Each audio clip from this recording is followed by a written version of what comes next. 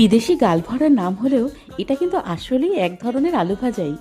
একদম ঘরোয়া উপকরণে যে কোনো সময় খুব কম সময় তোমরা এটা তৈরি করে নিতে পারো। চলো তৈরি করে দেখাই। প্রথমে দুটো খোসা সমেত আলুকে লম্বা লম্বা করে কেটে জলে ভিজিয়ে রাখলাম। এবারে জলের মধ্যে অল্প নুন দিয়ে কেটে রাখা আলুগুলোকে 50% সেদ্ধ করে নেব। এই যে দেখো 50% সেদ্ধ হয়ে গেছে। একটা কাঁটা চামচ দিয়ে দেখে নিলাম। এবারে একটা স্ট্রেনারের মধ্যে জল ঝরিয়ে নিলাম।